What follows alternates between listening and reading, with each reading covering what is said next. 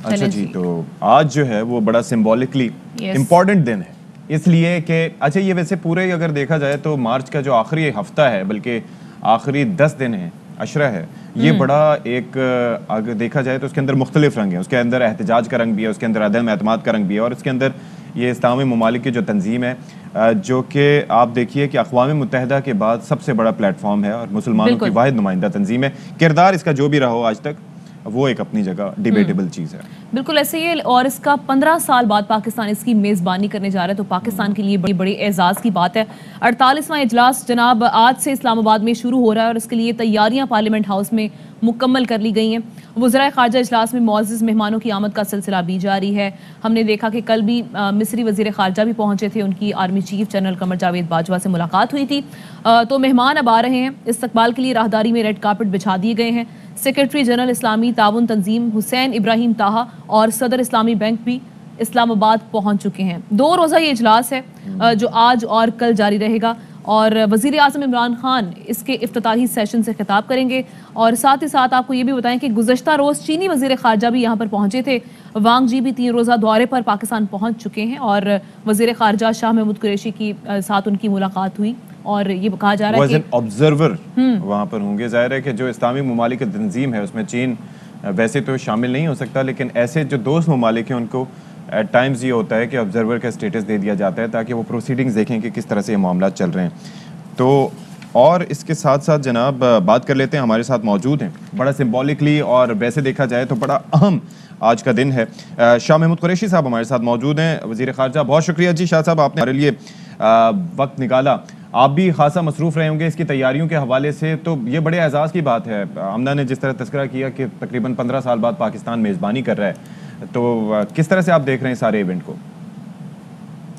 देखिए, इस 48वें इजलास की अहमियत को तो जितना आप बयान करें कर सकते हैं, क्योंकि ये ऐसे नाजुक वक्त हो रही है कि फ़लस्तीन का मसला सुलझ रहा है, मकबूजा कश्मीर की हालत तशवीशनाक है, यूक्रेन की लड़ाई जारी है, और दुनिया अभी कोविड की वबा से बाहर पूरी तरह नहीं आई।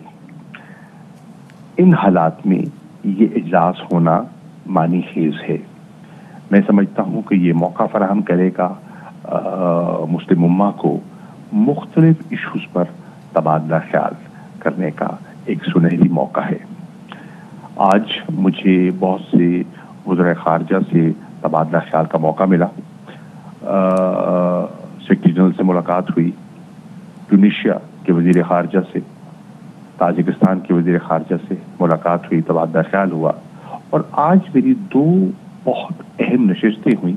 एक head of the US delegation से मेरी मुलाकात हुई और तफसील से पाकिस्तान अमेरिका ताल्लुकात, अफगानिस्तान और दीगर अहम अमूर पर तबादला ख्याल हुआ। और उसके बाद मेरी चीन के वज़ीर ख़ारजा के साथ एक लंबी गुफ्तगू हुई, बायलैटरल मीटिंग हुई, और उसमें हमने पूरा जायज़ा लिया न सिर्फ 2 तरफ़ा ताल्लुकात का, इलाकाई सूरत हाल का, बल्कि यूक्रेन की जो इस वक्त जो क्राइसिस चल रहा है उस पर भी हमारा तबादला ख्याल हुआ। मुझे ये भी बताते हुए मसरत हो रही है कि ये OIC की तारीख में पहली मर्तबा चीन को मौका दस्तयाब आया है कि वो OIC के फॉरेन मिनिस्टर्स के इजलास से चीन के वज़ीर ख़ारजा न सिर्फ उस पर पार्टिसिपेट कर रहे हैं बल्कि मुखातिब भी होंगे। इससे 2 चीज़ें ज़ाहिर होती हैं, एक पाकिस्तान और चीन के ताल्लुकात की गहराई, और दूसरा चीन की ख्वाहिश कि वो मुस्लिम उम्मा से अपने ताल्लुकात को वुसअत दे। अच्छा शाह साहब, बड़ा अहम इजलास होने जा रहा है, 48 ममालिक के मंदुबीन यहाँ पर होंगे।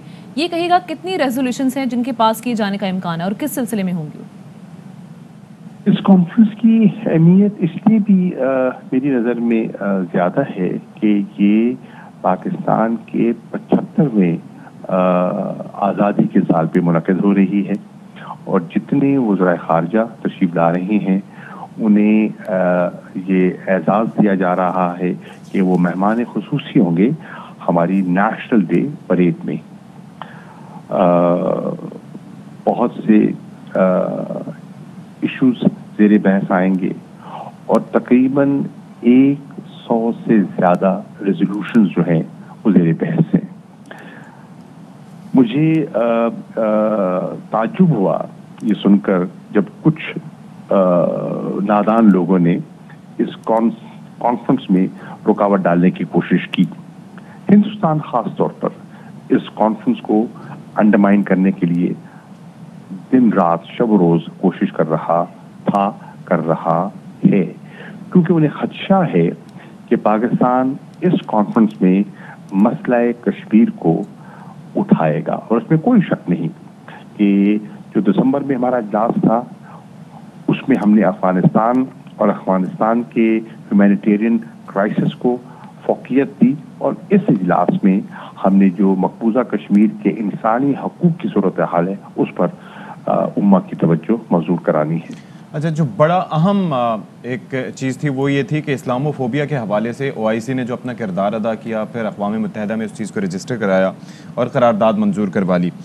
اس حوالے سے بھی کانفرنس میں یہ جو اسلامی ممالک کی تنظیم کی وزرائے خارجہ کی، اس میں بھی ڈسکشن بھی ہوگی، لاہ عمل پر بھی. اس حوالے سے کچھ بتائیے ہمیں. اسلامو فوبیا پر جو پاکستان کا انیشیٹو تھا اس سے پہلے تو نیامے میں OIC کے وزرائے خارجہ کی تائید حاصل ہوئی اور پھر الحمدللہ جو اقوام متحدہ کی جنرل اسمبلی نے ریزولوشن پاس کیا ہے، اب اسلامو فوبیا پر ایک اتفاق ہو گیا ہے کہ ہر سال 15 مارچ کو ایک دن منایا جائے گا ٹو کمبیٹ اسلامو فوبیا. یہ اتنی بڑی کامیابی ہے اور پاکستان کو الحمدللہ اتنا بڑا اعزاز ملا ہے کہ یہ جو ہیٹ سپیچ تھی، یہ جو مسلمانوں کی آئے روز دل آزاری ہوتی تھی، ناموس رسالت اور گستاخانہ خاکے اور اس قسم کی جو باتیں ہوتی تھیں، وہ انشاءاللہ ان کا اب تدارک ہو سکے گا اور ہم دنیا کو آگاہی بھی دیں گے اور امہ کو اس سوچ کے خلاف یکجا بھی کریں گے. ٹھیک ہے جی. وزیر خارجہ شاہ محمود قریشی صاحب ہمارے ساتھ موجود تھے. OIC کا جو 48واں اجلاس ہونے جا رہا ہے اس میں مسلم ممالک کو کن چیلنجز کا سامنا ہے، اسی پر بات کر رہے تھے اور کیا اس مقصد ہوگا اس کانفرنس کا، اس پر انہوں نے تفصیلاً بات کی. اسی پر اب بات کریں تھے سابق سفیر اور تجزیہ کار ڈاکٹر جمیل احمد خان صاحب ہمارے ساتھ موجود ہیں. سر بہت شکریہ آپ کے وقت کا. یہ کہیے گا یہ جو آج اجلاس شروع ہونے جا رہا ہے یہ انتہائی اہم ہے. پاکستان کو مسئلہ کشمیر اور فلسطین کے علاوہ افغانستان کے لیے بھی اس پلیٹ فارم کو کس طرح سے استعمال کرنا چاہیے، آپ کیا سمجھتے ہیں؟ کا تو اس میں دیا ہوا ہے چارٹر میں، اس کے آرٹیکل 1 کا سب سیکشن 8 ہے، اس میں بڑے نمایاں طریقے سے دیا ہوا ہے کہ کشمیر کے مسئلے کو اور پھر باقی تمام مسائل، پیلسٹین کا مسئلہ ہو گیا، جہاں جہاں کانفلکٹ ہے اس تمام کے معاملے میں یہ تمام اس کا ذکر ہے اور اس چارٹر کے مطابق یقیناً یہ ریزولوشن میں سمجھتا ہوں کہ پیش ہوگا اور یہ ریزولوشن پاس بھی ہوگا. جیسے ایک بڑا اہم مسئلہ ہے کہ بھارت میں ہم جس طرح سے دیکھ رہے ہیں کہ مسلمانوں کے ساتھ جو رویہ اپنایا جا رہا ہے، کرناٹکا میں ہم نے دیکھا کہ پہلے حکومت کی جانب سے وہاں کی متعلقہ جو اسٹیٹ مشینری ہے وہ یوز ہوئی اور طالبات پر حجاب کی پابندی لگائی گئی، پھر عدالت بھی ان کی ہمنوا بن گئی. تو یہ جو معاملہ ہے آپ کو لگتا ہے کہ اس پر بات کرنی چاہیے؟ پاکستان کی ہم آواز دیکھیں، ایک بڑی اچھی بات ہوئی ہے پچھلے ہفتے جس میں کہ اسلامو فوبیا کے خلاف ایک قرارداد پاس ہوئی ہے اور اقوام متحدہ نے 15 مارچ کو یہ دن منانا شروع کر دیا ہے کہ اسلام فوبیا کے سلسلے میں. تو اس لحاظ سے دیکھا جائے تو یہ اسپانسر پاکستان نے کیا تھا ریزولوشن کو اقوام متحدہ جنرل اسمبلی میں، جس میں کہ 55 اسلامک ممالک نے اس کا ساتھ دیا. تو اس وقت یقیناً جو انڈیا میں حجاب پر پابندی لگائی جا رہی ہے یہ اسلامو فوبیا سے کم نہیں وہاں، اور اس کو کاؤنٹر کرنے کے لیے، اس سے لڑنے کے لیے، اس کی مخالفت کرنے کے لیے اقوام متحدہ کے اس آرٹیکل کے بعد ایک بہت تقویت ملتی ہے OIC ممالک کو اور اس پہ ریزولوشن پاس کیا جانا چاہیے. کس انداز میں ہوتا ہے وہ دوسری بات ہے، لیکن ریزولوشن میں یہ بات آنی چاہیے. اچھا ڈاکٹر صاحب، ایک اور چیز ہے، بھارت کو کوئی بھی ایسا ایونٹ ہو بڑی تکلیف ہوتی ہے اگر پاکستان کو یہ اعزاز حاصل ہوئے، تو ایسے اس سلسلے میں بھارت نے کیا کیا جی؟ حریت رہنماؤں کو اس کانفرنس کا حصہ بننے سے روک دیا. اس پر پاکستان کا کیا لائحہ عمل ہونا چاہیے؟ پاکستان کو احتجاج کرنا چاہیے یا نہیں؟ آپ کیا سمجھتے ہیں؟ OIC وہ پلیٹ فارم ہے جو کہ اقوام متحدہ کی جو مین چارٹر ہے اس کی اسٹرینتھ یعنی اس کی چیپٹر 8 کے تحت بنتا ہے اور اس کو وہی کافی زیادہ اسٹرینتھ اقوام متحدہ کی حاصل ہے. لہٰذا حریت رہنماؤں کو اگر نہیں آنے دیا گیا ہے اس کا مطلب کشمیریوں کی آواز نہیں سنی جا سکے گی OIC میں. اور OIC کا مقصد یہی ہے کہ دنیا کے جس حصے میں مسلمانوں کے ساتھ ظلم و بربریت اور زیادتی ہو رہی ہے اس پہ آواز اٹھائے، چاہے وہ روہنگا ہوں، کشمیری ہوں، فلسطینی ہوں، افغانی ہوں، عراقی ہوں، کوئی بھی ہو. تو لہٰذا یقیناً اس پہ احتجاج پاکستان کے علاوہ OIC کے پلیٹ فارم پہ یہ بات آنی چاہیے. شاید احتیاط اس پہ احتجاج نہ کریں لیکن OIC کے پلیٹ فارم پہ اس کا تذکرہ ہونا چاہیے. چلیں جی، بہت شکریہ ڈاکٹر جمیل، آپ نے اپنا نقطۂ نظر دیا. OIC کا کردار کیا ہونا چاہیے؟ کیا صرف بیٹھنے کی حد تک، گفتگو کرنے کی حد تک اور اس کے بعد بیانات دینے کی حد تک ہونا چاہیے، یا واقعتاً مسلمانوں کی حالت زار، بھلے وہ افغانستان سے ریلیٹڈ جو سچویشن تھی اس سے پہلے جس کا سامنا رہا، بھلے وہ چچنیا میں مسلمانوں کی جو حالت زار رہی، فلسطین میں رہی اور کئی ممالک ہیں، روہنگیا مسلمانوں کی جو حالت زار رہی، اوور آل سب پہ آواز اٹھانی چاہیے. کشمیری مسلمان تو ویسے ہی دیکھ دیکھ کے ان کی آنکھیں جو ہیں وہ تھک چکی ہیں، تو بڑا ایک فعال کردار ادا کر سکتی ہے تنظیم اگر دیکھا جائے تو. بالکل ایسے ہی ہے جس طرح سے ہم دیکھ رہے ہیں کہ کل اب جس طرح سے مہمانوں کا آنا یہاں پہ شروع ہو چکا تھا. وزیر اعظم عمران خان کی بھی ملاقات ہوئی، جس طرح سے آغاز میں نے بات کی کہ آرمی چیف سے ملاقات ہوئی، مصری جو وزیر خارجہ ہیں، اس کے علاوہ آذربائیجان کے وزیر دفاع سے ملاقات. بڑی امپورٹنٹ ملاقاتیں ہو رہی ہیں اس وقت اور اس کے جو نتائج ہیں وہ بھی یقیناً اچھے ہی ہمیں موصول ہوں گے. پاکستان میں ایک بہت بڑا ایونٹ ہونے جا رہا ہے لیکن ایک ایسے حالات میں ہونے جا رہا ہے جب ہم دیکھ رہے ہیں کہ سیاسی حالات کافی کشیدہ ہیں. اس حوالے سے بھی بات کریں گے لیکن بریک کے بعد. اہم ترین خبریں اب ایک کلک کی دوری پر. آپ کے پسندیدہ ٹاک شوز ہوں یا اہم ملکی یا غیر ملکی شخصیات کی نیوز کانفرنسز، ہر لمحہ باخبر رہنے کے لیے سبسکرائب کریں ہمارا YouTube چینل. موسم کی صورتحال ہو یا کھیل کے میدان سے خبریں، اپنے موبائل فون سے ملکی اور بین الاقوامی اہم خبروں تک رسائی کے لیے ڈاؤن لوڈ کیجیے موبائل ایپ.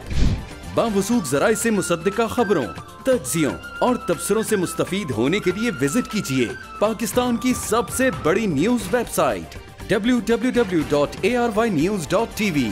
ان سب کے علاوہ پاکستان کا سب سے بڑا فیس بک پیج ہو، سب سے بڑا نیوز انسٹاگرام اکاؤنٹ یا پھر ٹویٹر، ARY نیوز پہنچا رہا ہے خبریں سب سے پہلے آپ تک تاکہ آپ رہیں ہر لمحہ باخبر.